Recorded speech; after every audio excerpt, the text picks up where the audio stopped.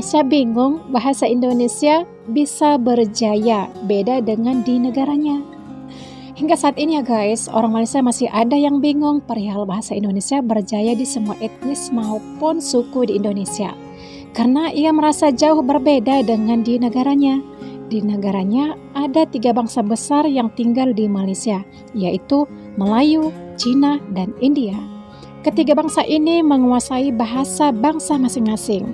Walaupun ada yang paham bahasa kebangsaan Malaysia, gak begitu banyak. Minimlah pengetahuan mereka terhadap bahasa Melayu Malaysia. Benar gak sih guys? Kami putra-putri Indonesia bersetuju bahawa menggunakan satu bahasa iaitu bahasa Indonesia. Salah satu poin dia berbunyi seperti itu. Bermakna orang-orang yang dari keturunan Arab, keturunan Cina, keturunan India, semua tu kena menggunakan bahasa Indonesia sebab mereka mengiktiraf negara mereka adalah negara Indonesia, mereka adalah warga negara Indonesia. Jadi apabila merdeka tahun 1945, mereka ada kebebasan lagi untuk menggunakan bahasa-bahasa ibunda mereka. Seperti yang tadi orang-orang Cina pun masih menggunakan bahasa dialek masing-masing. Makanya mereka itu heran hingga saat ini ya, Indonesia bisa bersatu dengan bahasa Indonesia. Jadi kalau sekiranya kita nak bandingkan dengan situasi negara kita di sini, negara kita memberi kebebasan kepada penduduk yang berketurunan Cina dan India untuk bertutur, berbicara dengan bahasa ibunda masing-masing. Tiada halangan, tiada sekatan. Namun itulah yang membuat ada golongan yang bergaul dengan golongan bangsa masing-masing. Semua juga pada tahu asal-usul bahasa Indonesia itu emang berasal dari bahasa Melayu yang ada di Sumatera ya guys. Bukan dari bahasa Melayu dari negara tetangga kita. Bukan, karena negara tetangga kita pada saat itu belum ada. Kita merdeka tahun 1945.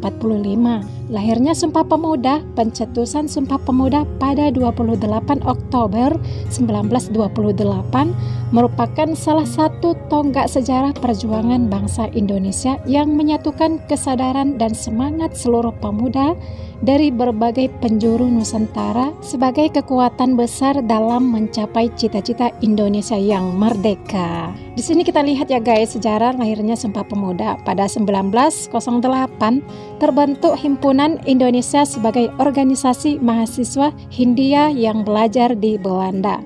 Terus 1915 berdirinya Trikoro Dharma Jongjapa pada tanggal 7 Maret 1915.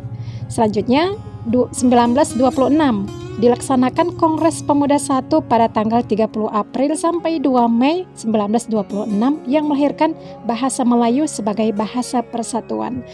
Terus guys, pada tahun 1928 dilaksanakan Kongres Pemuda II yang dihadiri Jong Japa, Jong Bata, Jong Ambon, Jong Celebes, dan lain-lain. Muhammad Yamin menuliskan gagasan Sumpah Pemuda dan diberikan kepada Ketua Kongres Sugondo Jojo Puspito. Jadi gimana guys setelah kita lihat sejarah lahirnya Sumpah Pemuda Indonesia? Jadi gimana guys setelah kita lihat sejarah lahirnya Sumpah Pemuda? Kita nggak merasa heran lagi ya guys ya. Tapi lain halnya dengan orang di negara tetangga kita. Hingga saat ini mereka itu masih ngebahas tentang bahasa Indonesia guys. Karena mungkin mereka itu mengagumi dan juga heran kenapa bahasa Indonesia itu bisa sejaya ini dibandingkan dengan bahasa kebangsaan mereka. Tahu sendirilah guys gimana bahasa kebangsaan mereka di negara mereka. Apakah dipedulikan rakyatnya atau gimana? Maka ada golongan-golongan yang kita kenal di Malaysia ini, dia dah susah dah nak bercakap dengan bahasa Melayu dengan baik dan betul. Sampai sekarang kita masih jumpa lagi. Cuma kita akan mempersoalkan lah, apakah mereka ini warga negara Malaysia yang ber-IC warna biru atau sebenarnya mereka ini langsung datang dari tanah besar China sehingga mereka langsung tak boleh bercakap. Jadi itu satu perkara yang agak sedih untuk kita lihat bagaimana warga negara kita sendiri agak sukar untuk bercakap menggunakan bahasa kebangsaan kita.